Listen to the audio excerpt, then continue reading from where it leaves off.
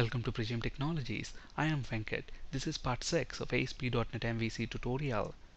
In this video, we'll discuss ViewData and ViewBag in MVC. Please watch part 5 of this video series before proceeding with this video because we'll be working with the example that we discussed in part 5.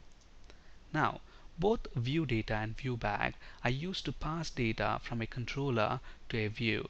In fact, if you remember in part 5, we actually used this ViewBag object to store the list of countries within this dynamic property countries, and we are doing that within this controller action method.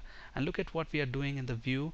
We're using the ViewBag objects countries property to pull the countries that we have stored and then print them. So basically we're using this ViewBag object to pass data from this controller to this view. Okay, but remember this ViewBag object uses the dynamic feature that was introduced in C# 4.0. So this dynamic feature allows an object to have properties dynamically added to it. What do we mean by that? Look at this property here, countries. This is a dynamic property, meaning this property is defined on the fly. Okay, so you can give any property name that's meaningful here. Okay, I just happen to choose countries, but you can give it something like countries list, something like that if you want. So this is a dynamic property, and the downside of these dynamic properties is that they don't provide compile time error checking. Meaning, let's say for example, if I specify countries list here, then when I am retrieving them, I have to use the same property. If you misspell that, for example, here I am using countries list, but here I am saying just countries, and if I run this, what's going to happen? As you might expect, we get a null reference exception. And why is that? Because look at this, we are trying to retrieve something out of this countries property while there is nothing in that property. Okay, look at this, when I actually build this, I don't get any compiler error. Look at on the status bar, it says build succeeded.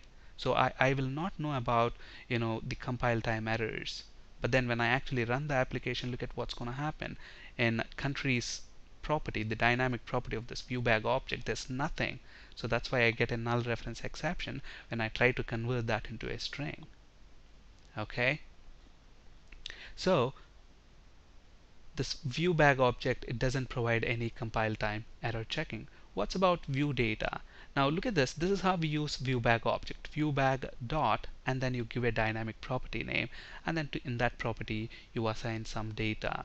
But whereas if you want to use ViewData, you don't use properties, dynamic properties like this. Instead you use string keys.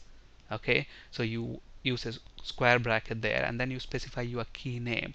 Now if you look at the syntax, it's very much similar to that of a view state, session state, or application state. We discussed about view state, session state, application state in ASP.NET video tutorial, so if you're new to them, please watch those videos there. But the syntax here of using ViewData is very much similar to them. Okay, again I can use this ViewData to actually pass data from a controller to a view. Let's quickly look at an example. Now let's say instead of using ViewBag, I want to use ViewData. So ViewData, and then I can use the square bracket there, define our key. So I'm going to call this key countries. You can give it any meaningful key that you want. Okay, and then to retrieve the data out of it within the view, you use the same key there. So ViewBag, ViewData of countries. But then if you look at what is the return type of this, you can store anything into ViewData, just like a view state or session state or application state. You can store anything and everything into this ViewData object. So that's why the return type is object, but we know what we are expecting back. We are expecting a list of string back, so that's what is the type I want to cast it to by using this typecast operator.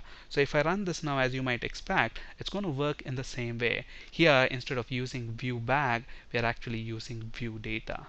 Okay, so obviously when this form renders, we should have the list of countries printed. Okay, so both ViewData and ViewBag does not provide compile time error checking.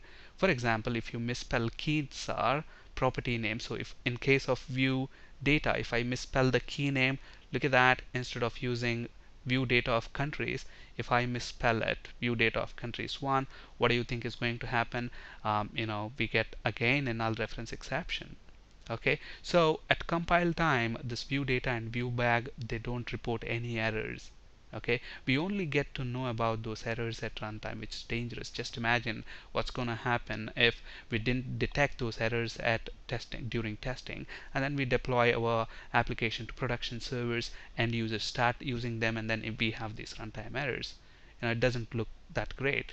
Okay, so that's why anytime we want to pass data from a controller to a view, it's always a good practice to use strongly typed view models.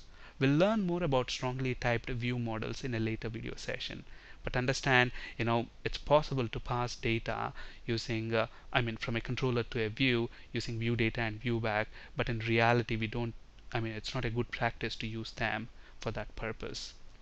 Alright, and internally the ViewBag properties are actually stored as name value pairs in the ViewData dictionary. Okay, so here ViewData uses keys and ViewBag uses properties, but these properties internally, they are stored as name value pairs. Alright, on this slide you can find resources for ASP.NET C# and SQL Server interview questions.